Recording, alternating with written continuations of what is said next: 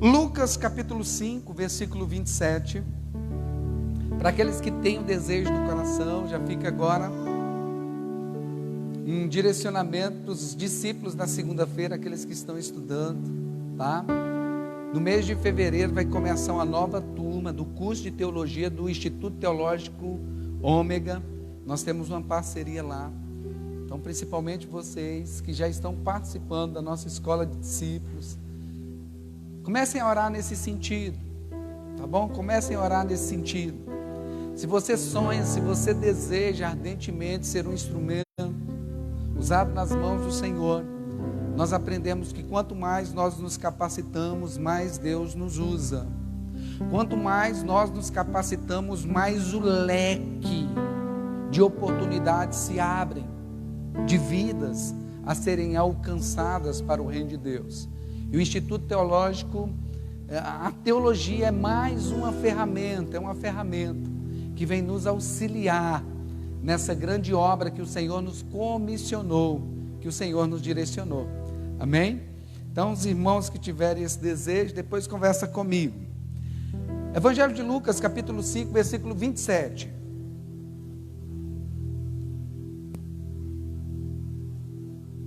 Evangelho segundo escreveu Lucas, capítulo 5, versículo 27. Glória a Jesus. Quantos querem que o Senhor fale com eles nessa noite? Glória a Deus. Diz assim a palavra do Senhor. Depois disso, Jesus saiu e viu um cobrador de impostos, chamado Levi, assentado na coletoria. Essa palavra sempre me dá um trava-língua. Assentado na coletoria. E disse-lhe: segue-me. Ele, deixando tudo,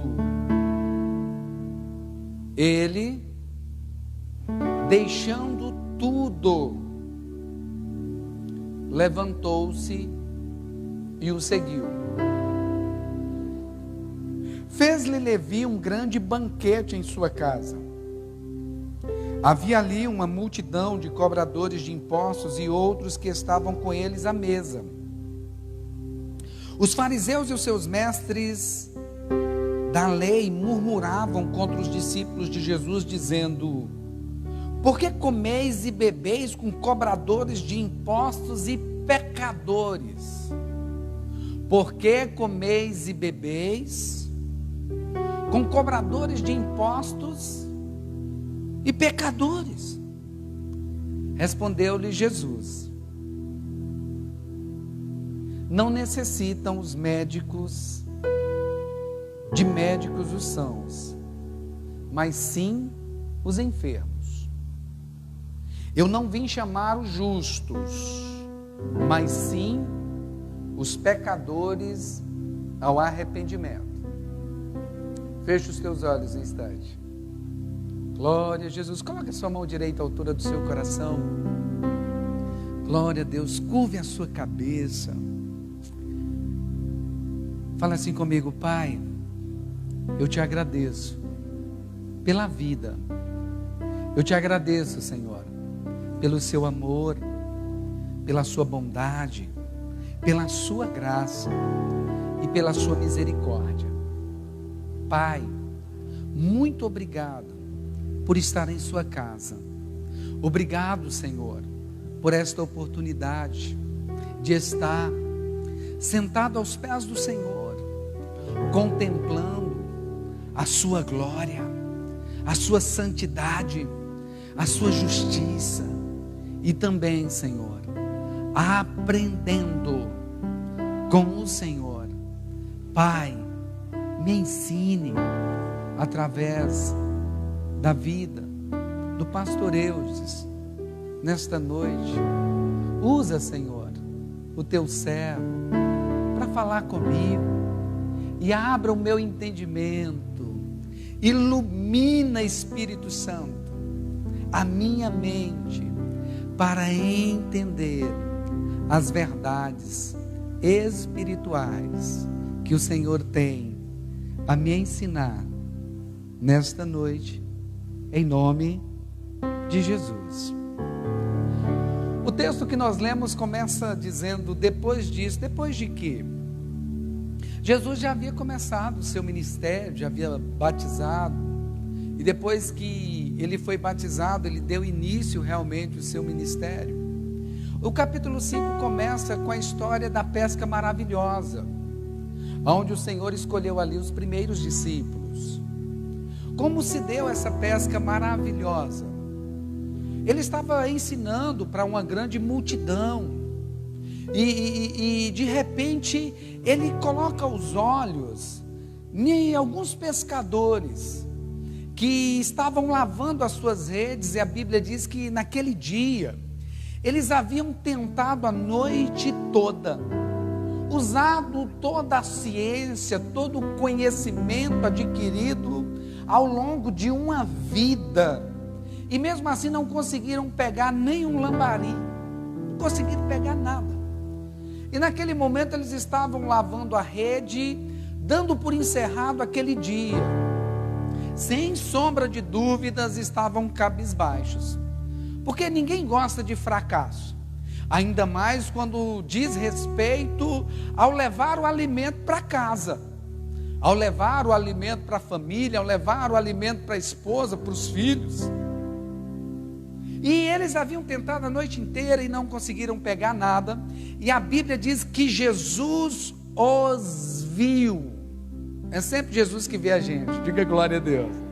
Assim como Jesus te viu nesta noite, Jesus te viu nesta noite, amém? Jesus te viu nessa noite, e Jesus os viu, e de repente ele chega, entra no barco, e pede a Pedro para só um pouquinho, vamos entrar só mais um pouquinho. Não vou pregar sobre essa mensagem, mas ali ele começa a ensinar, e depois que ele ensina, ele diz para Pedro: agora jogue a rede novamente. E ali Pedro volta para Jesus, baseado naquele ensinamento, naquela instrução, baseado naquele olhar, na forma como Jesus estava naquele dia e olhando para eles e ensinando. Pedro volta para ele e diz assim: Senhor, é bem verdade que nós pescamos a noite inteira e não pegamos absolutamente nada. Parafraseando, não é nem mais horário de pesca. Se nós durante a noite não pegamos nada, a lua era tal, os peixes estavam assim, se fazendo tudo correto nós não pegamos nada, é bem verdade, Senhor, mas segundo a sua palavra, nós vamos fazer. E eles pegaram a rede e lançaram agora do lado que Jesus mandou que eles lançassem.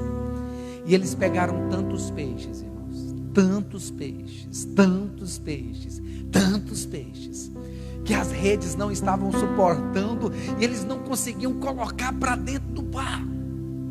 E o barco já estava quase que afundando, e eles disseram para os outros: ei, venha nos ajudar, porque tem tanto peixe, se a gente for guardar sozinho a gente afunda.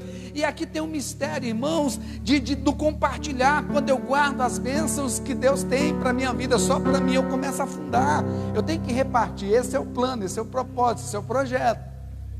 E ali eles pegaram muitos peixes, e com a ajuda de todos, trouxeram aqueles peixes para as margens. Aí Pedro olha para Jesus e ele reconhece: não, isso aqui é obra de Deus, isso aqui só Deus poderia ter feito. E ele corre e se joga aos pés de Jesus, reconhecendo que ali estava o Filho de Deus, o Senhor. E Jesus volta para ele e diz assim: não temam, a partir de hoje vocês serão pescadores de homens. Sabe o que o texto diz? Que imediatamente eles largaram tudo, deixaram tudo para trás e passaram a seguir Jesus. Deixaram tudo para trás. Imediatamente.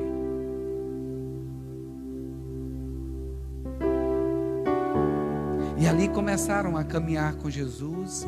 Jesus chega em Cafarnaum, na sua cidade. E ele estava pregando em sua casa, e entra a mensagem que eu preguei no domingo, quando vieram um paralítico conduzido por 4, trazido em uma cama, e ali Jesus, vendo a fé deles, o perdoa, e cura, e liberta, e manda que ele volte para sua casa. E ali aconteceu. Aí depois disso, Jesus sai, e ele vai passando agora por um lugar que tinha uma coletoria, um lugar de coletar impostos. E da mesma forma, a Bíblia, nós acabamos de ler que Jesus viu Levi. Jesus viu Levi. E o que Levi estava fazendo? Estava sentado na coletoria, cobrando impostos. Jesus o viu e disse: segue-me. E ele imediatamente, deixando tudo,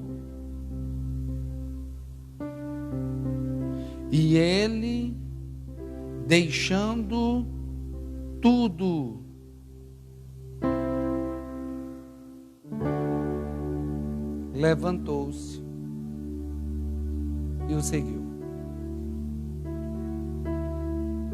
Versículo 11 do 5: e levantando-os do barco para a terra, deixaram tudo e o seguiram. Pastor, e aí? O senhor já tinha lido, o senhor vai e repete a história. Irmão, quem era Levi? O nome Levi tem um significado. O significado de Levi é unido, ligado, ou aquele que une, ou aquele que liga. Levi era o nome do terceiro filho de Jacó. Aquela tribo que fora separado por Deus para serem sacerdotes de Deus na terra. E qual era a função dos sacerdotes de Deus? Serem o elo de ligação entre a humanidade e Deus, Deus e a humanidade. E a Bíblia diz que eu e você, na nova aliança, todos nós, fomos feitos reinos e sacerdotes. O nome Levi significa aquele que liga, aquele que une, aquele que aproxima. Esse é o significado. Mas quem era Levi? O contrário dos pescadores. Por mais que a gente fale que todo trabalho é digno, o trabalho de Levi não era um trabalho tão digno assim. Porque a posição que ele ocupava era uma posição, irmãos, em que ele fez um pacto, ele fez um acordo com Roma. Quem era Roma?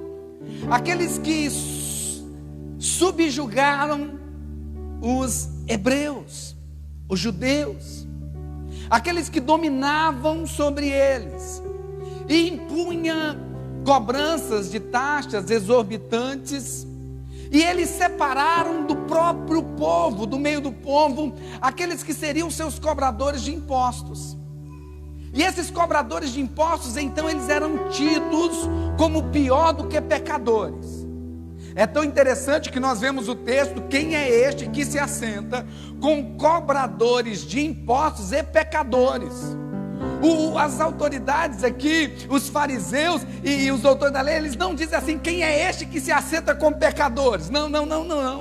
Porque eles disseram assim, faz questão de ter uma distinção. Quem é este que se assenta com cobradores de impostos e pecadores? Porque para eles os cobradores de impostos eram ainda mais do que pecadores.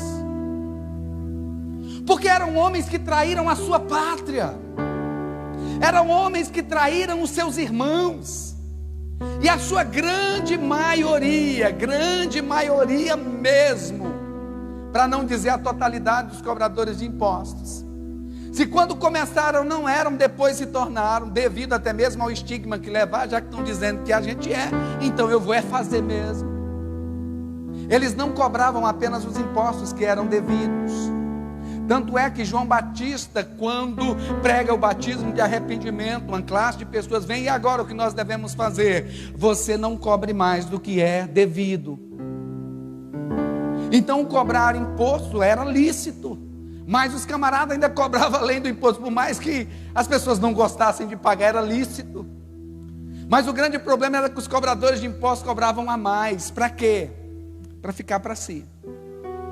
Eram ladrões. Jesus chamar os camaradas que estavam pescando para ser discípulos dele, aí até tudo bem.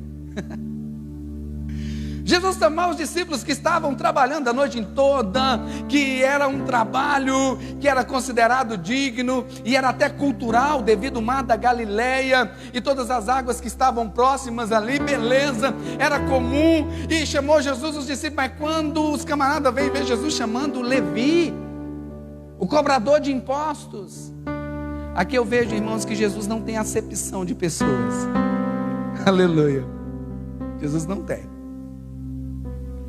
E na verdade, quando eu olho, Jesus gosta desses camaradas assim mais, que parece que não vale mesmo nada. Sabe por quê? Porque aquele que muito é perdoado, esses amam mais.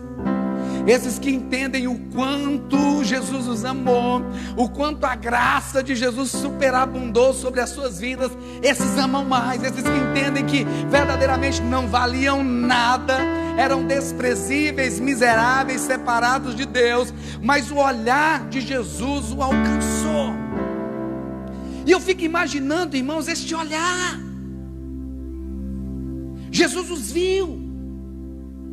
Jesus viu os discípulos que, abrindo mão de tudo, abriram mão de tudo.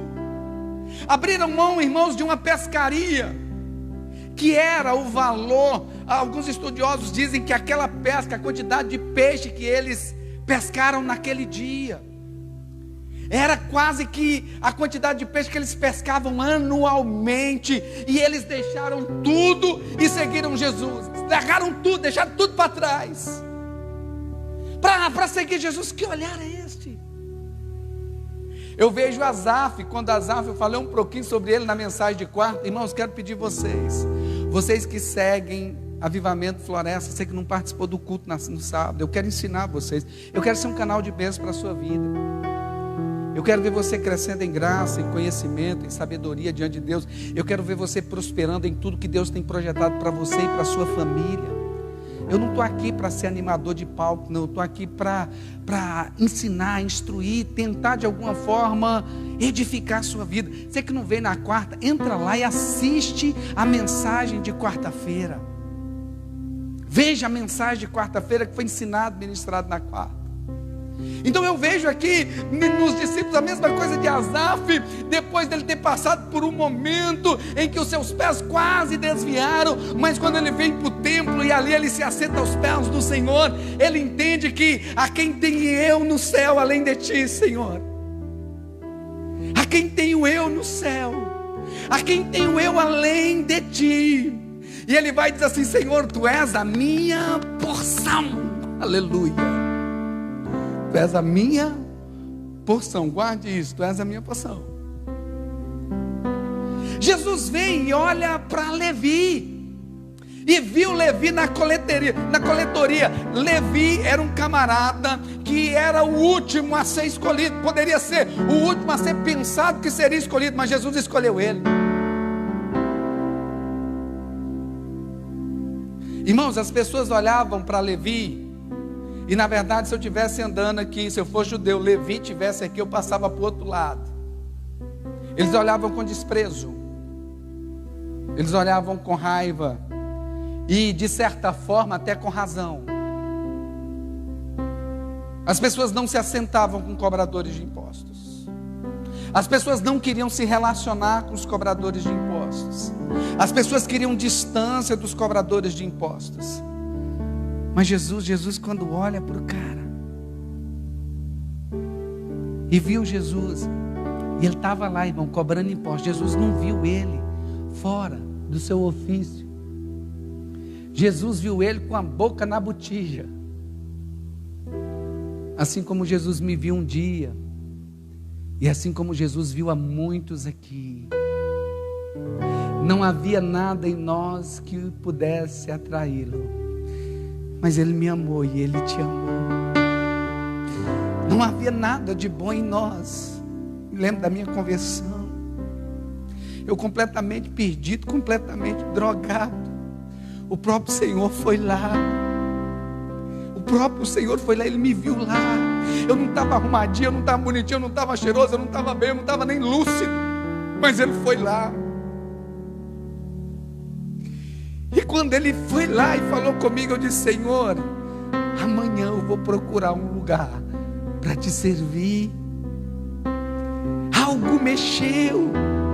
E a minha oração nesta noite, irmãos, é que todos nós tenhamos esse encontro verdadeiro com o olhar de Jesus, aquele que nos olha de uma forma diferente, sem sombra de dúvidas. Ao olhar para Levi, ele não olhou para Levi com acusação. Ao olhar para Levi, ele não olhou para Levi com o instinto de julgar, de condenar, porque ele não veio para isso, porque o homem já estava condenado, o homem já estava separado de Deus. Havia um escrito de dívida, uma dívida do homem para com Deus, que o homem não tinha condição de pagar, e Jesus sabia disso, e Jesus veio para pagar essa dívida.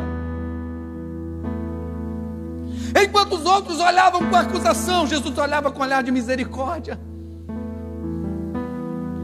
Enquanto os outros olhavam com raiva, Jesus olhava com graça, com compaixão.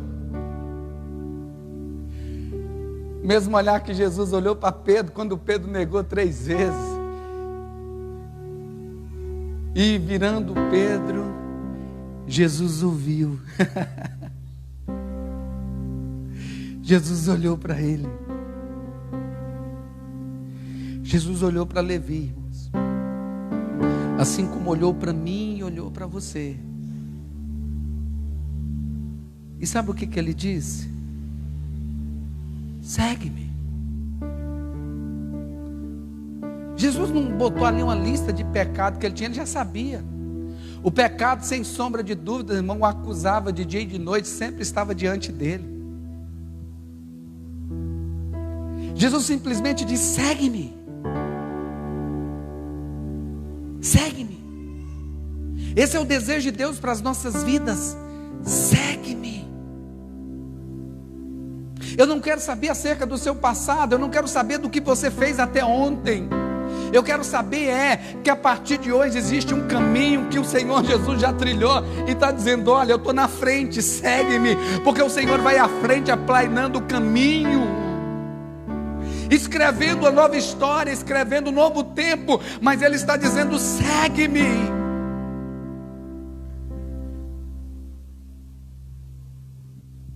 Existem pessoas que, eu quero falar de 2 classes de pessoas nesta noite. Existem pessoas que não conseguem seguir a Jesus, o chamado de Deus para a sua vida, porque a sua esperança e a sua confiança ainda estão nos bens dessa terra.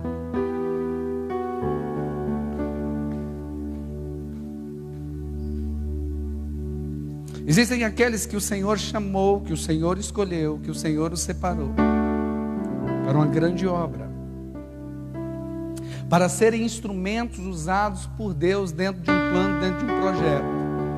Mas quando eles olham para os seus barcos, quando eles olham para os seus peixes, quando eles olham para tudo que tem que edificar, para tudo que tem que construir, para tudo que tem que fazer, eles acham que o chamado é insignificante acerca da sua vida e acerca da sua história. Por mais que não digam isso, agem desta forma.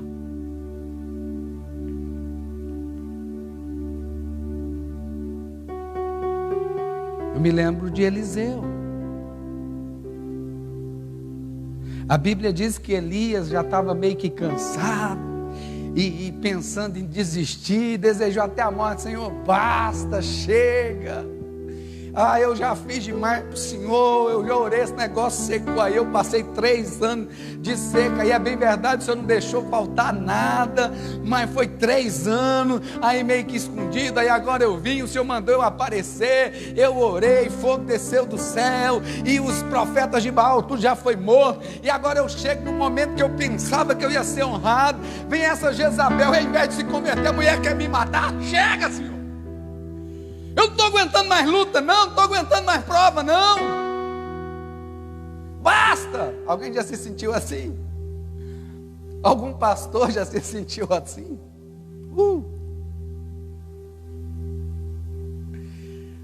Aí o anjo do Senhor vem e diz assim: levanta daí, rapaz. Aí do seu lado aí, pão e água, se alimenta. Não come pouco não. Se alimenta e levanta. Tem muita coisa para eu fazer ainda através da sua vida.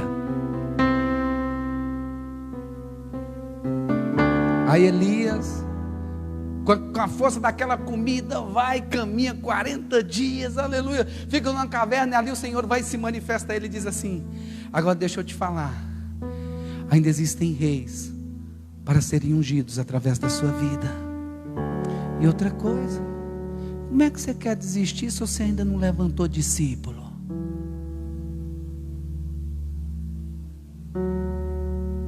Você precisa levantar o seu sucessor. Depois a gente conversa sobre a sua partida. Mas primeiro você precisa, ainda tem planos, ainda tem projetos para serem feitos na sua vida. E ali Elias vai, ok, Senhor. E a Bíblia diz, eu quero falar de Eliseu. A Bíblia diz, irmãos, que Elias vai passando. Ele vê Eliseu o quê? Trabalhando. Ele vê Eliseu o quê? Sabe por quê? Porque Deus jamais chama pessoas que estejam à toa. Pessoas que não têm compromisso. Jesus chama quem tem compromisso. Fala para o irmão do seu lado. Jesus chama quem é compromissado com alguma coisa. É bem verdade, irmãos, que Deus não chama os capacitados, mas capacita todos os chamados, mas Ele sempre tem alguns requisitos que já fazem parte da vida da pessoa, que Ele vai potencializá-los ainda mais.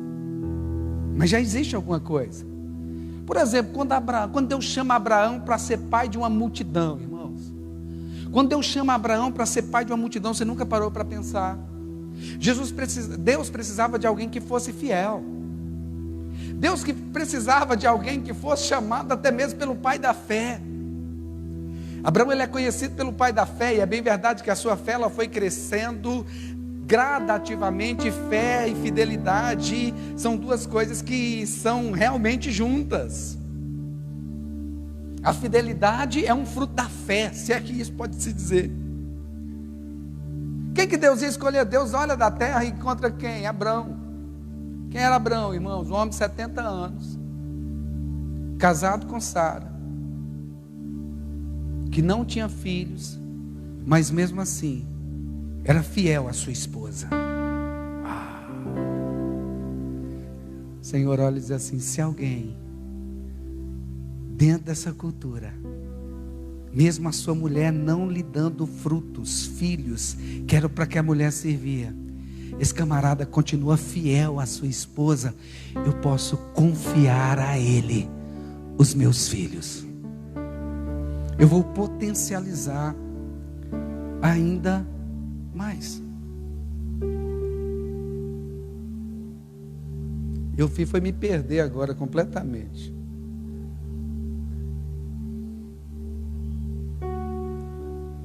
Eliseu estava trabalhando. Obrigado, Espírito Santo. Porque eu não anoto nada, irmão. Se puder, não tem nada anotado. Elias passa e vê Eliseu trabalhando, um camarada que era comprometido. E Elias só pega a sua capa e lança. Eu acho engraçado, eu acho tremendo, Magno, que esses chamados, eu não vejo uma pregação, eu não vejo um negócio assim, não, são coisas simples. Verdades que são transmitidas através de um ato, através de um gesto, até mesmo através de um olhar, pastor Jair. Ele vem passando e vê Eliseu, esse é o cara. Aí ele tira a sua capa, lança sobre Eliseu e continua o caminho, não falou nada para ele. Aí Eliseu, que estava arando a terra, ele deixa ali a sua junta de bois e corre até Elias. Olha, eu entendi o que você fez. Eu entendi que você está me chamando. Porque ele sabia que Elias era profeta. Aquela capa era a capa que os profetas usavam. E ele entendeu que Elias estava passando a sua capa para ele. Ou seja, Elias estava chamando para ele ser discípulo de Elias e ser discípulo do Senhor. Eu entendi o que você fez comigo. Agora espera só um pouquinho, que eu vou só tomar a bênção do papai e a mamãe, vou só avisar eles, e eu já estou partindo com você. Aí Elias vai dizer, vai lá e faz. Porque você já sabe o que eu te fiz. O que Deus te fez, você já sabe para que Deus está te chamando. Pergunta o irmão que está do seu lado, você já sabe para que Deus está te chamando? Não, mas pergunta com convicção, irmão. Porque tem gente que tem medo.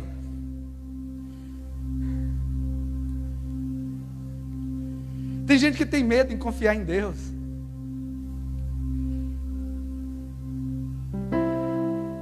Porque o nosso Deus é aquele que chama. E o mesmo que chama é aquele que supre. O nosso Deus é aquele que chama. E o mesmo que garante. O nosso Deus é o Deus que chama. Sabe das nossas limitações, sabe dos nossos medos. E o que Ele espera de mim e de você é simplesmente confiar. É simplesmente dizer, Senhor, eis-me aqui. Faça-me segundo a sua vontade, segundo o teu querer. Aí sabe o que Eliseu fez? Eliseu fez a mesma coisa que os discípulos de Jesus fizeram. Ele pegou sua junta de boi, pegou o seu arado, fez uma grande fogueira, pegou os seus bois, fez um grande churrasco, e os camaradas não estavam entendendo nada. O que você está fazendo, Elias? Deus me chamou para a obra. Eliseu, Deus me chamou para a obra. E por que você está queimando esse arado? Por que você está queimando esses bois? Porque eu acredito tanto no Deus que está me chamando, que eu já estou eliminando da minha vida tudo aquilo que pode me fazer voltar um dia.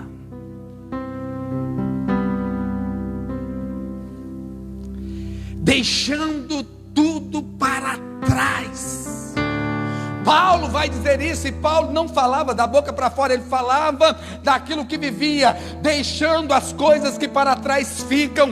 Eu prossigo para o alvo. Olha, toda a minha vida eu tenho ela como sem valor alguma, quando comparado pela excelência do conhecimento do Filho de Deus. Toda a minha vida passada, e olha que a vida de Saulo, irmão, não foi qualquer vidinha para ser deixada para trás.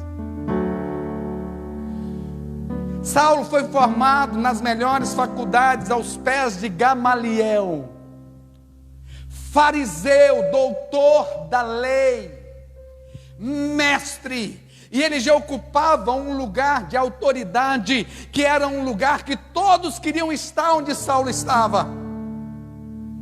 Ele já liderava, e ele tinha tanta autoridade que ele chegava e em nome dos sacerdotes, em nome das autoridades judaicas, ele poderia prender, açoitar e até mesmo julgar à morte aqueles que eram da nova seita, os cristãos.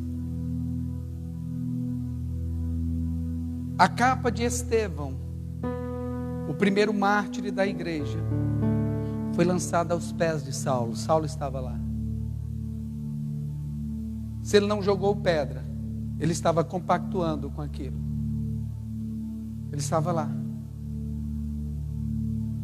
Mas quando ele teve um encontro com o Senhor, da mesma forma, quando ele viu aquela luz no caminho de Damasco, aleluia, ele diz assim: quem és tu, Senhor?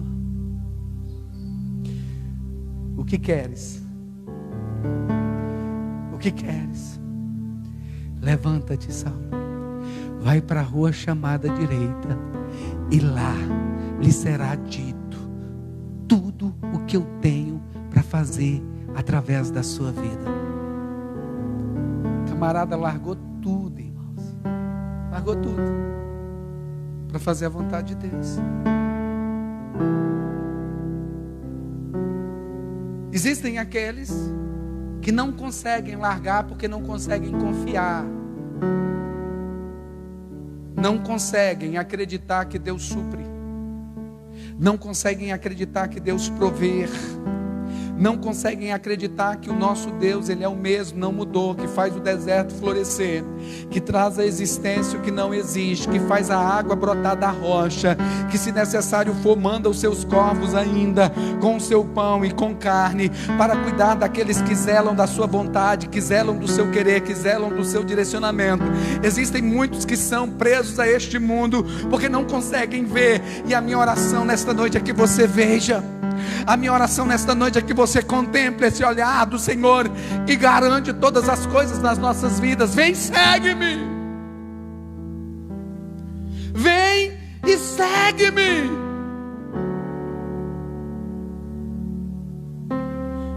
E Jesus deixa bem claro a respeito disso. Segue-me. Segue-me. Fecha os teus olhos. O Senhor está te dizendo: segue-me. Fecha os teus olhos. O Senhor está dizendo: segue-me. Segue-me. Segue-me. Aquele que quiser vir após mim, negue-se a si mesmo. Tome a sua cruz e siga-me. O que foi, Senhor, que aqueles homens viram, que passaram a confiar de tal modo, Senhor, que deixaram tudo? O que foi que eles viram, Senhor? Olha aqui para mim. No caso de Levi já é outra coisa. Apesar que a vida dele era muito boa em termos financeiros, em termos de tudo, porque o camarada era rico. Todos os cobradores de impostos eram ricos, muito ricos, uma estabilidade financeira, um salário muito bom, fora o que ele conseguia roubar por fora, fora a propina. Mas no caso dele eu vejo outra coisa, que o Espírito Santo quer ministrar ao nosso coração nesta noite. O Senhor está dizendo: olha, segue-me. Ele vê Levi no exercício da sua função, fazendo aquilo que era considerado pior do que pecado. Levi, cara, você foi chamado para ligar e não separar. Você está fora do propósito. Segue-me.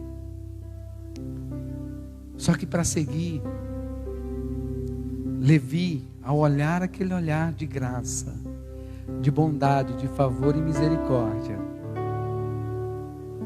deixando tudo, levantou e o seguiu.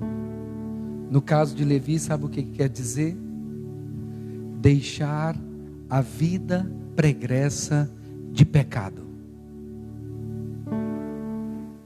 Não tem como seguir Jesus e permanecer na mesma vida de pecado. Eu quero ser pastor da sua vida, irmãos, que vai te ensinar a verdade para você ir morar no céu. Não se engane. Não tem como seguir a Jesus permanecendo na mesma vida de pecado. A Bíblia diz que Levi se levantou, deixando tudo para trás. Jesus não quer saber do seu passado, não está nem aí do que você fez, desde que você esteja disposto nesta noite a se levantar, deixar tudo para trás e segui-lo. Jesus não estava nem aí para o pecado daquela mulher. Quando ela foi levada, pega em adultério na sua frente, a palavra do Senhor Jesus foi e disse assim: vai e não peques mais, deixa a sua vida de pecado para trás. Existe aí agora os ensinamentos, tem uma galera aí achando, irmãos, que o amor de Deus é tão lindo, é tão grande. E o amor de Deus é muito lindo, é grande, é indizível. Não tem palavra que possa expressar o amor de Deus. Tanto é que quando ele vai falar nas Escrituras acerca do seu amor, ele usa uma expressão que não tem como medir. Deus amou o mundo de tal maneira, não existe como medir. Mas não confunda o amor de Deus com libertinagem. Não confunda a liberdade que Deus te deu com libertinagem, porque nós não podemos fazer da graça de Jesus, o sacrifício dele na cruz, uma oportunidade para vivermos na prática do pecado, porque nós fomos livres do pecado. Antes o pecado era o nosso Senhor, agora o Senhor nos livrou dele e passamos a ser servo em amor de Cristo. Me submeto a Cristo em amor.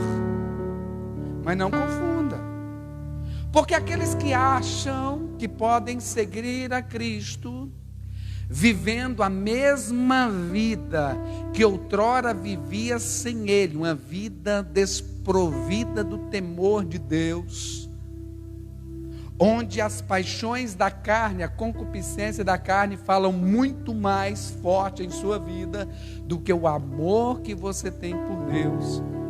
O que a Bíblia nos ensina é que esses que vivem desta forma estão expondo Jesus novamente à vergonha.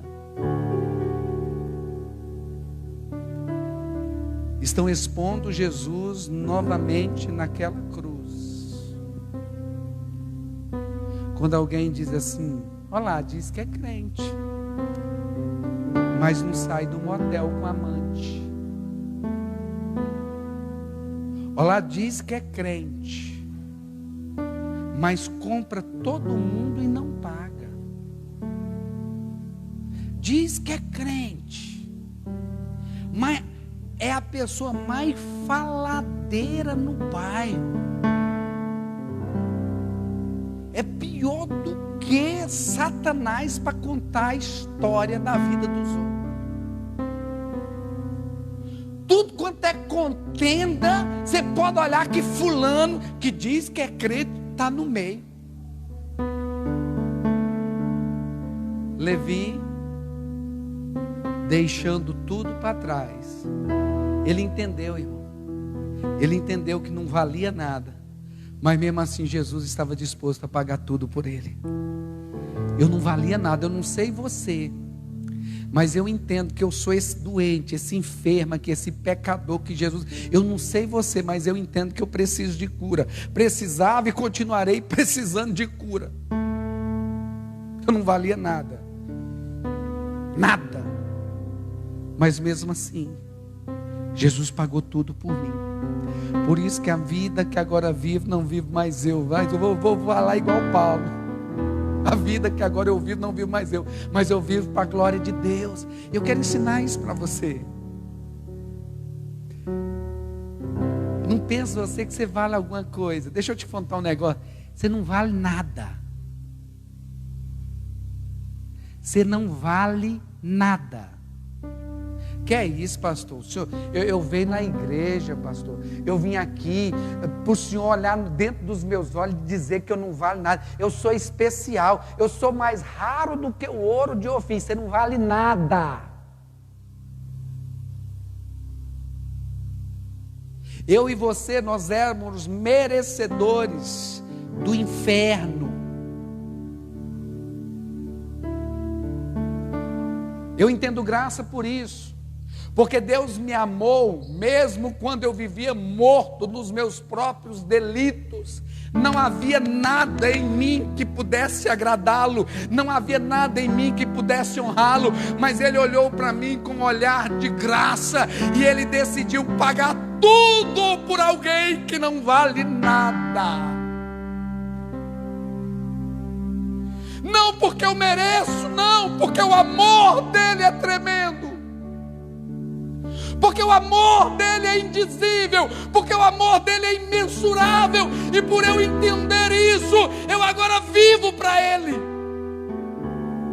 vivo para a glória dele. Quando eu penso que eu tenho alguma importância, mas eu entro e acho que é algum favor para Deus eu servi-lo.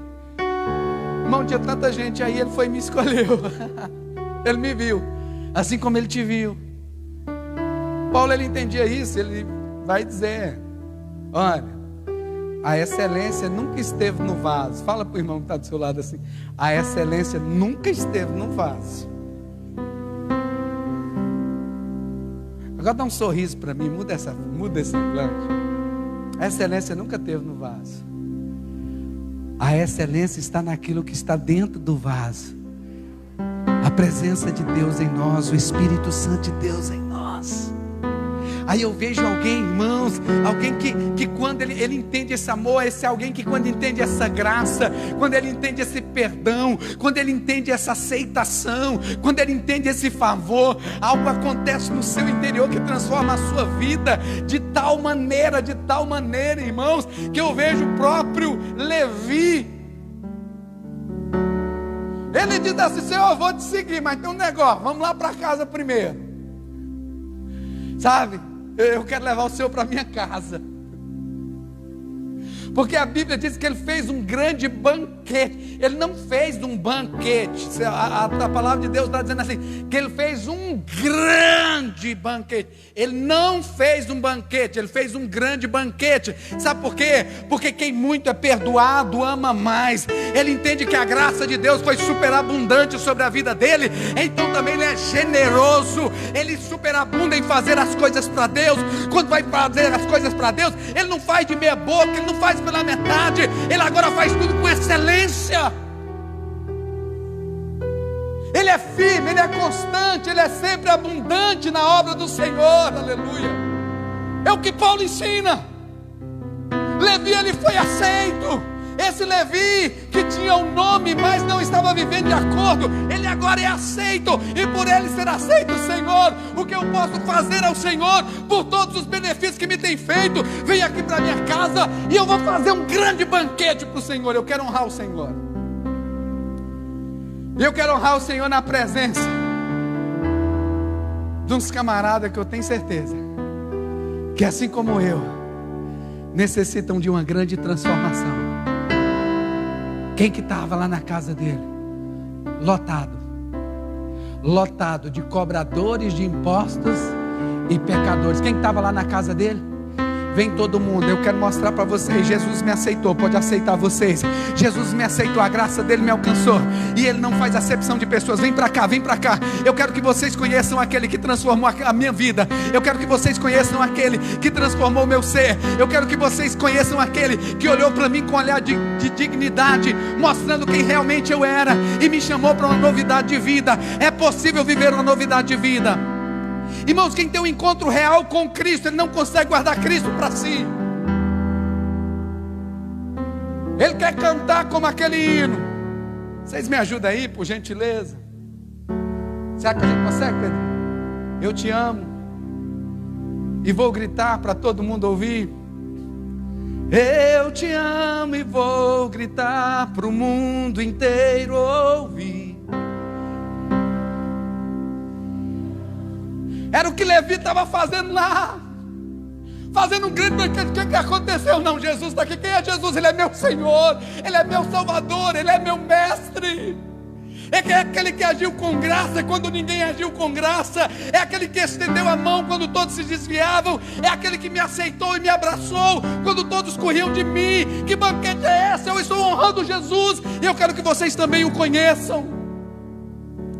Igreja do Senhor Jesus, onde estão aqueles que honram a Cristo em sua vida, que entendem que Jesus olhou para eles e os aceitou do jeito que eles eram e decidiram viver para o Senhor o resto da sua vida?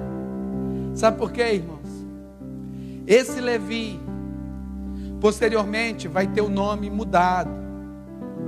E eu não quero dizer mudado, eu quero dizer potencializado.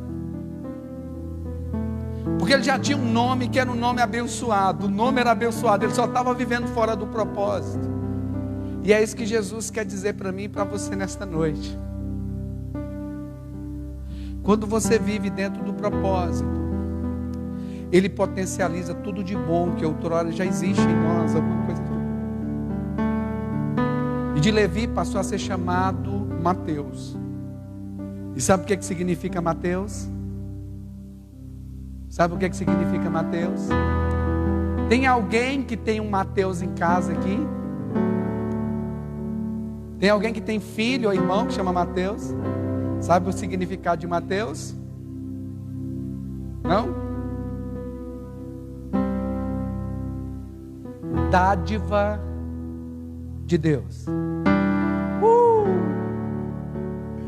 Dádiva de Deus. Levi, você vivendo no propósito de ligar, de religar, de unir, você se torna uma dádiva de Deus, um presente de Deus para a sua geração. Você é uma dádiva de Deus.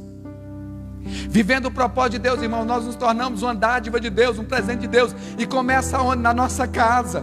Quando nós somos transformados e aceitamos o chamado de Deus para as nossas vidas, de segui-lo, de se tornar um discípulo, aquele que vive a sua sombra, seguindo os seus passos, obedecendo os seus direcionamentos, começa na nossa casa. Nós nos tornamos uma dádiva de Deus, um presente de Deus na nossa casa, porque muito sem Jesus é um presente grego. Muitos sem Jesus, muitos lares sem Jesus, irmãos. Filhos que preferem que o pai fique longe, porque na verdade ele não é um presente, ele tem se tornado um peso. Ou até mesmo filhos que se tornaram fardos tão pesados para os pais, mas porque estão distantes de Jesus. Com Jesus se torna presente, dádiva de Deus, aquele que dá alegria ao coração dos pais. O esposo que honra e ama a sua esposa, que enaltece, engrandece, aquela esposa que passa a ser um presente para o seu marido, que como uma mulher sábia se coloca ao lado, para que o propósito de Deus se cumpra na totalidade, na sua casa e na sua família. Um presente de Deus, como um pai sábio, que sabe ensinar, que sabe educar, que sabe instruir os seus filhos, que se tornam amigos dos filhos. Esse é o plano de Deus, esse sempre foi o projeto de Deus, desde quando chamou Abraão. Quando Deus chamou Abraão, muitos ficam presos àquela passagem que ele diz assim: eu vou te levar para uma terra que mana leite e mel, e eu vou fazer benditas todas as famílias da terra. Mas uma palavra às vezes passa despercebida. Quando ele diz assim: Abraão, sê tu uma bênção. Seja você, Abraão, uma dádiva de Deus para este povo. Você que é patrão, você é uma bênção, uma dádiva de Deus para os seus cooperadores, para os seus funcionários. Posso ouvir um amém? Tem alguém aqui que é patrão? Você que é gerente, você que é gerente, você é uma dádiva de Deus para os seus funcionários, para os seus cooperadores. Você que é professor, você é uma dádiva de Deus, você é um presente de Deus para os seus alunos, ensinando através da sua vida, do seu estilo de vida, acerca do reino de Deus. Você é uma dádiva, você é um presente de Deus. Funcionário, você é um José, você é um ramo frutífero na casa de Potifar, você é uma dádiva de Deus na empresa que você trabalha. Diga glória a Deus. Vocês são dádivas de Deus aqui nesta casa. Vocês são presentes de Deus. Posso ouvir um amém? Diga glória a Deus. Diga aleluia. Eu sou um presente na minha igreja. Fala isso com convicção. Nem você acredita que você é um presente nessa igreja. Aquele que dá prazer ao coração do seu pastor, que faz do ofício do seu pastor, o trabalho que Deus o confiou, algo que é prazeroso e não um fardo ainda maior para ele carregar. Dádiva de Deus em todas as áreas da nossa vida. Você é Mateus. Mateus foi escritor de um dos evangelhos, instrumento usado por Deus e exemplo para todos nós. Alguém que no dia que Jesus o chamou, se o mestre chama, eu estou indo. E Deus te trouxe aqui nesta noite para dizer: segue-me. Para de andar segundo a sua vontade, segundo os seus desejos. Segue-me. Eu é que sei os pensamentos que tem acerca de vós, pensamentos de paz e não de mal, para vos dar uma esperança. Eu é que sei. Confie, acredite e viva para Deus. Irmão, não tem coisa melhor do que viver para Deus. Não tem coisa maior do que servir ao Senhor. Não tem coisa melhor do que seguir os seus passos, refletir a sua glória. Você é uma dádiva de Deus. Deus te chamou para isso, eu e você, para nós sermos uma dádiva de Deus. Um presente de Deus não é um presente para mim mesmo, não é um presente para aqueles que estão próximos. Um presente. Você chegar, o ambiente mudar para melhor. Porque a luz chega, as trevas se dissipam e você é luz do mundo. Você é luz do mundo. O ambiente muda, aquele ambiente sem sal, sem sabor, sem gosto, sem prazer, sem alegria. Aí você chega, você é uma dádiva de Deus. Aí você chega como sendo sal da terra e traz tempero, traz alegria, porque você é dádiva de Deus. Segue-me, segue-me, segue-me. Volte a orar, e aqui eu encerro. Volte a orar. Senhor, qual é a tua vontade para a minha vida? Tenha essa coragem, tenha essa ousadia, tenha essa intrepidez, porque o Senhor quer te levar para outros níveis muito maiores. Basta uma palavra, irmãos. Eu vivo isso. Uma outra oportunidade, eu conto para vocês todo um pouco da minha história. Largue tudo. A gente paga um preço, mas comparado ao preço que Jesus pagou, nem se compara. Mas uma coisa é certa: até aqui o Senhor nos tem ajudado, e até aqui o nome do Senhor tem sido glorificado. Eu louvo a Deus. Como vale a pena deixar tudo. E reino de Deus é assim. Para eu ganhar eu preciso perder. Para eu viver eu preciso morrer. Para eu subir eu preciso descer. Mas ninguém que tenha deixado qualquer coisa por amor a Cristo, ninguém ficará sem receber, ainda nesta vida, 100 vezes, eu estou dizendo o que a Bíblia diz, ainda nesta vida, 100 vezes mais. Agora tira essa ideia simplesmente terrena e materialista, tira essa ideia, pense muito mais além, e muito mais no reino vindouro, porque é maravilhoso viver o que Deus tem para a nossa vida. Fecha os teus olhos. O que você precisa deixar nessa noite? O que você precisa? Você não consegue largar isso, você não consegue deixar. Você já poderia, o Ministério do Louvor, se quiser subir, pode subir. Você não consegue deixar isso, não consegue confiar, não consegue depender. Irmãos, Elias fez a vontade do Senhor, o Senhor cuidou dele em todos os instantes da sua vida. Deus não deixou faltar absolutamente nada na vida do Elias, inclusive nos momentos mais difíceis da sua vida, quando ele pensou em desistir, o próprio Senhor enviou o seu anjo para dizer: ei, eu estou aqui, não vai desistir ainda não. Deus não desampara os seus. Deus não desampara os seus, Deus cuida. Ei, larga esse pecado. Larga esse pecado que te acusa. Larga esse pecado que te amarra. Larga esse pecado que tem te impedido de viver coisas extraordinárias e tremendas em Deus. Larga esse medo que te aprisiona. Larga esse medo que te aprisiona. Deixa isso para trás hoje, em nome de Jesus. Deixa para trás. Levante-se hoje. Decida fazer um grande banquete para o Senhor na presença de todos. Aleluia. Decida viver para Deus, falando da sua grandeza, do seu amor, pois foi para isso que o Senhor nos chamou.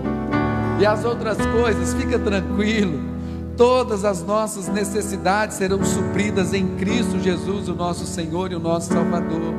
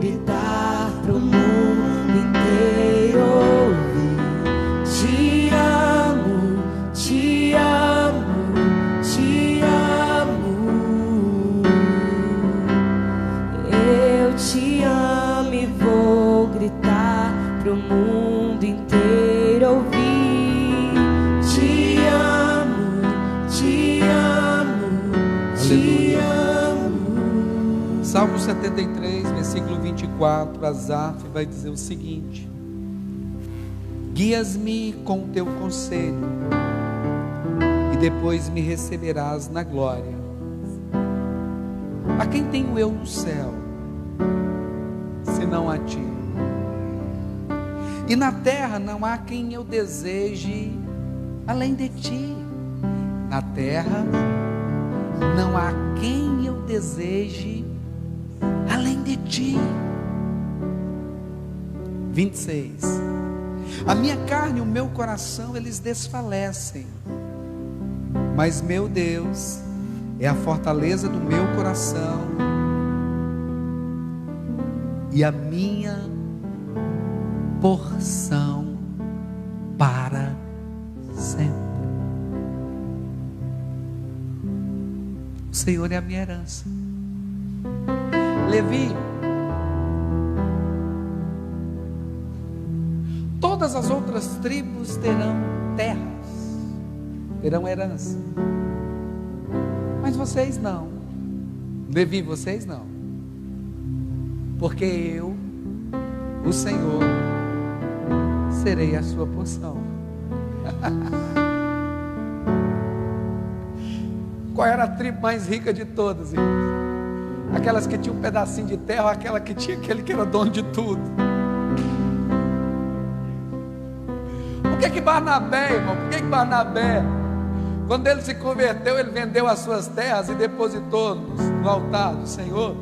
E foi isso que fez com que Ananias e Safira também fizessem, mas eles fizeram pelo fruto que eles viram Barnabé colher, porque todos louvavam a Deus pelo que Barnabé, eles queriam um louvor, não queriam o que Barnabé estava vivendo na essência, porque Barnabé era levita. E quando ele se converte ao Senhor, ele entende dos princípios. Ei, eu não tenho que ter nada na terra, porque minha porção é o meu coração não está nisso, meu coração está em Deus. Todas essas coisas são só para eu administrar. Isso é profundidade.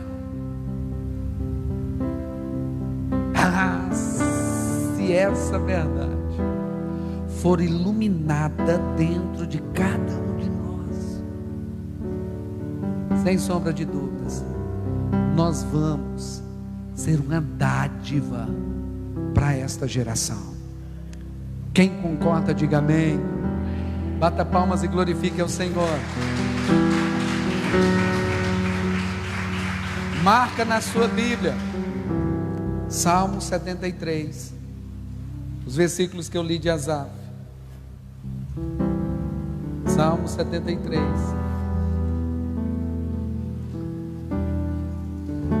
Do 24 até o 26. Tu és a minha porção, Senhor. Amém? Irmãos, nós estamos vivendo um momento muito importante. Estamos na eminência de escolhermos aqueles que irão exercer autoridade sobre as nossas vidas. Deixa eu só tomar um pouquinho de água.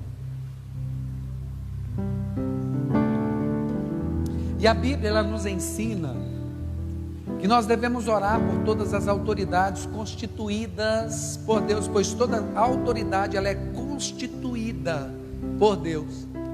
Não há autoridade que não seja constituída pelo Senhor. Então toda autoridade é de Deus. E como servo de Deus, eu tenho a responsabilidade, o dever, segundo a palavra de Deus, de orar e abençoar toda a autoridade constituída. Amém? Vivemos em um país democrático onde nós temos a oportunidade de fazer escolha com o nosso voto acerca daqueles que irão exercer a autoridade sobre as nossas vidas. Então eu quero que você seja muito inteligente. Eu quero que você tenha sabedoria de Deus para fazer as escolhas certas e não fazer das suas orações uma oração hipócrita. Quando é que eu faço da minha oração uma oração hipócrita dentro desse contexto? Irmãos, aquele que você escolhe como representante. Nós temos aquele que vai exercer autoridade como prefeito, e temos aqueles que exercerão autoridade sobre as nossas vidas, legislando, estabelecendo leis, criando leis, investigando, na verdade policiando, e não é essa palavra também, tem uma outra palavrinha, fiscalizando. Obrigado, irmã Elide. Fiscalizando aquilo que o executivo está realizando, está fazendo, tá bom? E existem leis que vão passando e que vão exercer influência na nossa casa, na nossa família, nas nossas escolas. Então é muito importante que eu saiba escolher. Eu preciso escolher candidatos que defendem o quê? Por exemplo, eu oro pela família. Eu oro pela família que é estabelecida segundo os princípios da palavra de Deus, e criou Deus o homem e a mulher, e uniciar o homem e a sua mulher, e ambos se tornarão uma só carne. Família é homem e mulher. Aí nós vemos uma autoridade eclesiástica a nível mundial falando umas besteiras. Já não basta Satanás estar distorcendo um monte de coisa, aí vem e usa umas autoridades para falar umas besteiras. Mas aí eu estou aqui, eu voto num candidato que defende casamento homossexual, que eu oro para que Deus liberte os homossexuais. Eu oro para que Deus tire da escravidão do pecado, porque a homossexualidade, ela é um pecado. Estou falando sobre isso, só um ponto, tá? Deus, assim como amou Levi, que tinha um tipo de pecado, também ama o homossexual, que tem um tipo de pecado. Então eu oro para Deus libertar essas pessoas, isso, jejum, oro, clamo. Aí quando eu vou fazer uma escolha de uma autoridade política que vai estabelecer leis, eu vou colocar um candidato que é a favor de tudo isso e que vota a favor de tudo isso. Aí depois eu estou lá orando, Deus faz isso, quando foi aprovado isso, Deus.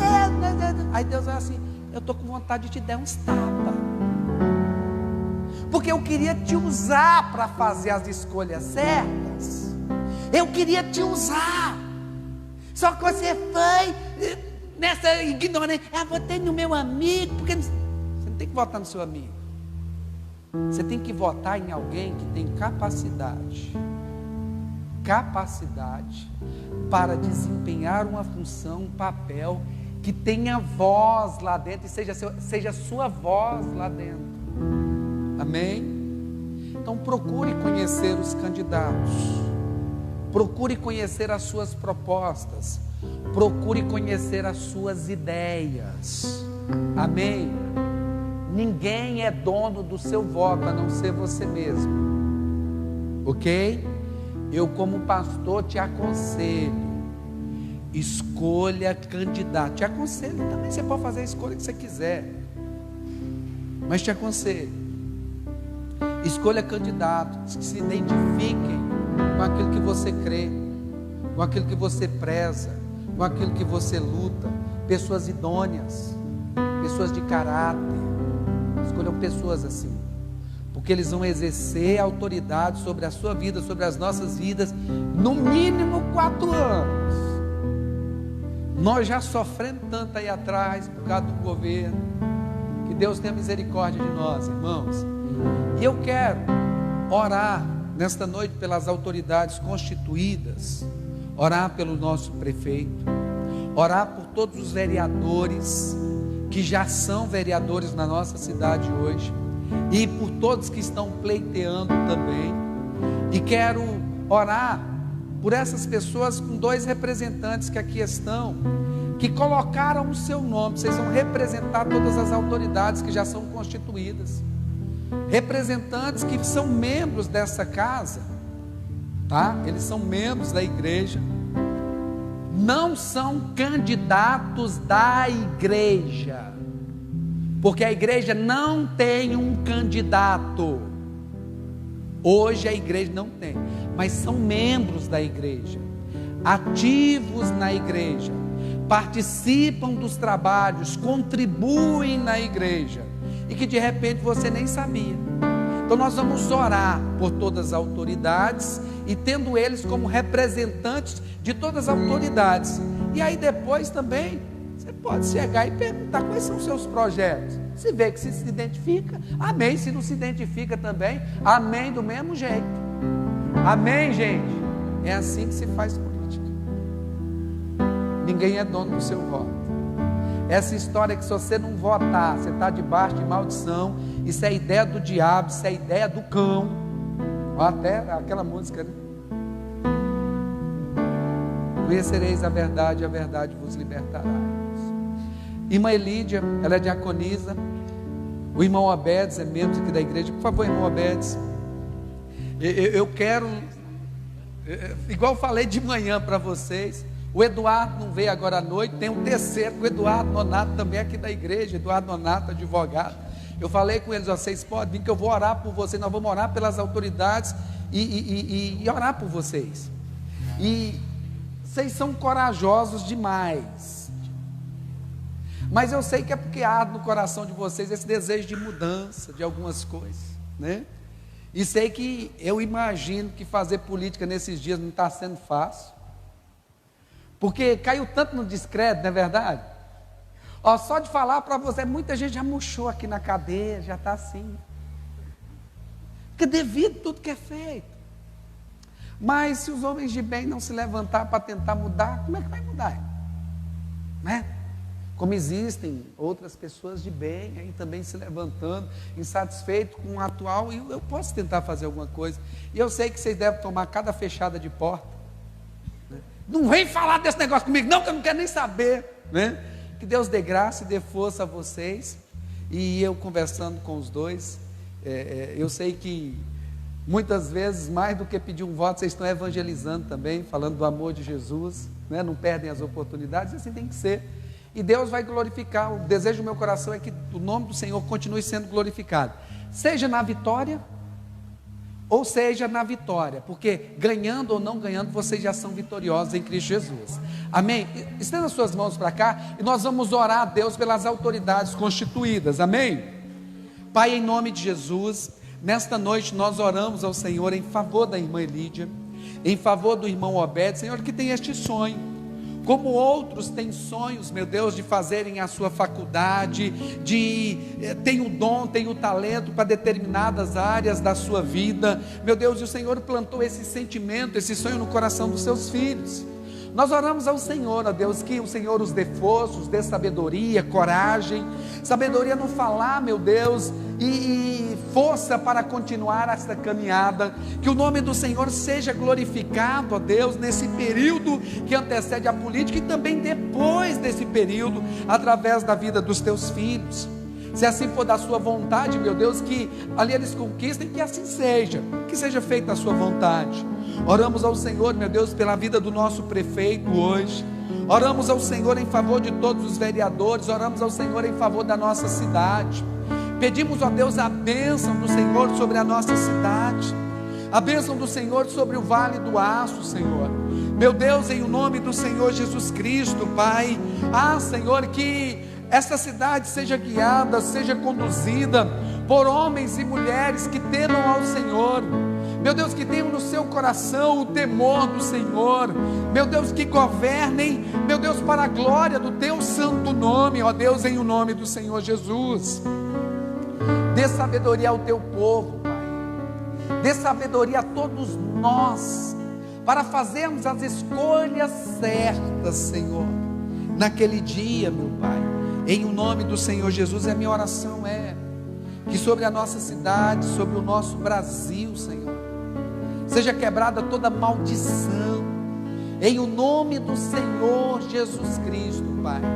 Meu Deus, que todos nós, sejamos uma dádiva de Deus, um presente de Deus, aonde o Senhor nos plantar. Pai, eu oro, Senhor, e os abençoo, em nome de Jesus, amém e amém. Vamos dar uma salva de palmas para Jesus? Deus abençoe. Amém? Glória a Jesus. Irmãos, quero fazer rapidinho um convite. Onde estão os casados? Os casados aqui. No dia 7 agora de novembro, teremos aqui na igreja, tá? O nosso último encontro de casais de 2020. Será um momento de agradecimento a Deus, pois até aqui o Senhor nos tem ajudado, sem sombra de dúvidas. E eu gostaria que todos os casais da igreja, todos os casais, estivessem presentes aqui. Vamos honrar ao Senhor com a nossa presença. Estará conosco ministrando pastor Iaeco e pastora Hélida, são pastores da igreja Nova Aliança, um casal, irmãos, que é uma bênção de Deus, sem sombra de dúvidas. Eles têm algo para oferecer, algo para ministrar sobre as nossas vidas. Aqueles que estão noivos, os que estão noivos poderão participar. Na verdade não poderão, até deverão participar, para já aprenderem um pouco mais, né, acerca daquilo que lhes espera, que é uma bênção, literalmente uma bênção. Casar foi a melhor coisa que eu fiz na minha vida, melhor coisa, casar com a pessoa certa, no tempo certo, debaixo do mesmo propósito, é bênção, amém? Então no dia 7 de novembro, todos estão convidados a partir das 19h30, chega às 19h20, tá bom? Não chega depois não, chega às 19h20, para a gente começar no horário e ser um tempo muito precioso, tá? No dia 7 de novembro está feito o nosso convite. Levante sua mão direita aos céus, fala assim: obrigado, meu Deus, por fazer de mim uma bênção, uma dádiva para minha família, para minha sociedade, para o meu trabalho, aonde eu estou plantado, Senhor. Obrigado, Senhor.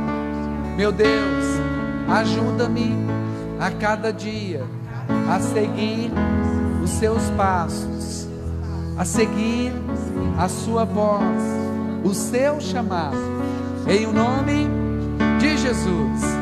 Que o amor de Deus Pai, a graça de Deus Filho, a comunhão íntima e consoladora do doce Espírito sejam com todos. Tenha uma semana cheia da presença de Deus, mais do que abençoada em Cristo Jesus.